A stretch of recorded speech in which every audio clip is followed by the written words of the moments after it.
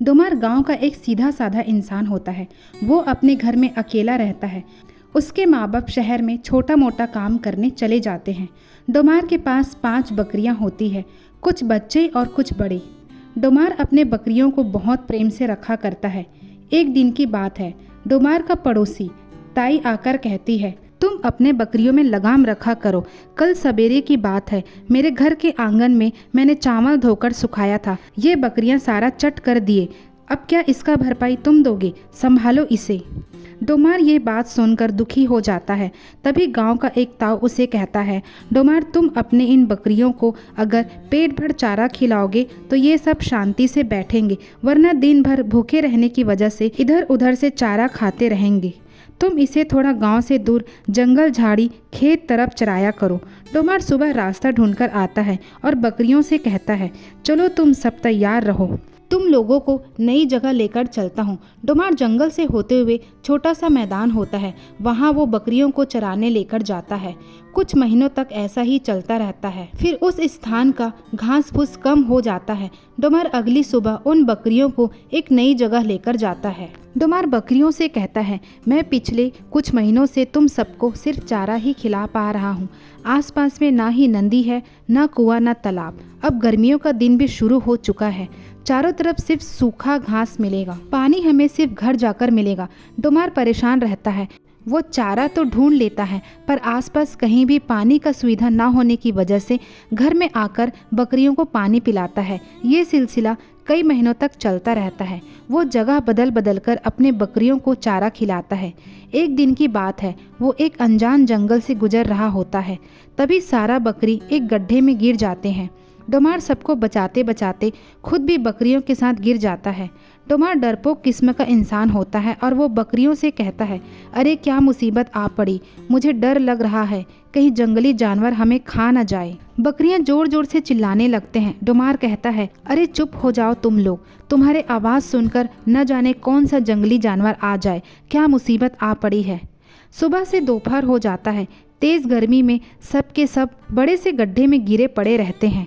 बकरियां अब थक चुके होते हैं, इसलिए उन सबके मुख से आवाज़ भी बंद हो जाता है। डोमार धीरे धीरे चिल्लाकर मदद मांगने की कोशिश करता है, पर गड्ढा बहुत ही बड़ा होता है, इसलिए बाहर की ओर आवाज़ साफ साफ नहीं सुनाई आता। जैसे तैसे शाम हो जाता है। डोमार का डर और बढ़ने लगता है। देर शाम हो जाता है और फिर रात। चारों तरफ अंधेरा हो जाता है। डोमार का हालत गंभीर हो जाता है। रात के समय अजीब अजीब जानवरों का आवाज़ आता है। वो और भी डर जाता है और बकरियां अंधेरे में शान से बैठे रहते हैं। सब के सब भूखे प्यासे रहते हैं। डोमार कहता है, मुझे लगा कोई न कोई हमें निकाल लेगा, पर कोई भी मदद के लिए नहीं आया। अब सुबह होते तक मुझे चुप रहना पड़ेगा। थोड़ी ही देर में सुबह हो जाती है। डोमार डर के मारे सो नहीं पाता। फिर सोचता है, लगता है मुझे ही कुछ करना पड़ेगा, कैसे बाहर निकलूं। डोमार बहुत कोशिश करता है ऊपर आने का, पर वह ऊपर नहीं निकल पाता क्योंकि गड्ढा बहुत ही बड़ा रहता है। वो चाहकर भी निकल नहीं पाता, पर मदद के लिए आवाज़ भी नहीं लगाता, ये सोचकर कि कोई जंगली जानवर हमला ना कर दे। उसके बाद डोमार कुछ लकड़ियां इकट्ठा करके उसके सहारे ऊपर चढ़ने की कोशिश करता है, पर मिट्टी गीली होने की वजह से वो ऊपर नहीं चढ़ पाता। तभी वह देखता है कि गड्ढे की मिट्टी गीला है। वो फिर गड्ढे की दीवार पर लकड़ी के सहारे सुरंग बनाने की कोशिश करता है। डोमार बकरियों से कहता है, ऊपर नहीं निकल सकते, पर सुरंग से हम बाहर जरूर निकल सकते हैं। थोड़ा इंतज़ार करो, पता नहीं, मैं कुछ न कुछ तो कर जरूर लूँगा। वो जिधर जिधर लकड़ी से वार करता था, मिट्टी आसानी से गिरने लगता था। कम समय में सुरंग तैयार हो गया। उसके बाद उसे रोशनी दिखाई देने लगता है। वो बकरियों को चिल्लाकर बुलाता है और कहता है, शायद हम घर जा सकेंगे। बकरियां डोमार का आवाज़ सुनते ही सब एक साथ उस सुरंग में दौड़ने लगते हैं। उसके बाद डोमार अपने बकरियों के साथ सबके सब एक साथ बाहर की ओर छोटी सी तालाब में गिरते हैं। डोमार खुशी से तैरने लगता है और अपने सारे बकरियों को पानी पिलाकर बाहर निकालता है। सब पानी के अंदर मस्ती करने लगते हैं। वो बहुत ही खुश होता है। फिर कुछ देर बाद तालाब से बाहर आता है।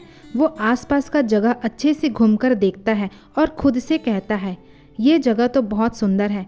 पहली बार तालाब भी मिल गया और ये जगह मेरे घर से काफ़ी पास भी है। मतलब सब कुछ मेरे सामने था, पर मुझे मालूम नहीं पड़ा। चलो अब पानी का समस्या तो दूर हुआ।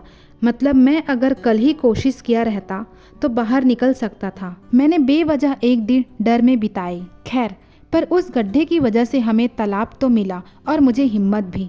तो दोस्तों, कहानी खत्म हुई। परेशानियां उतनी बड़ी नहीं होती जितना हमें लगता है। कोशिश करने से समस्या का समाधान हो सकता है।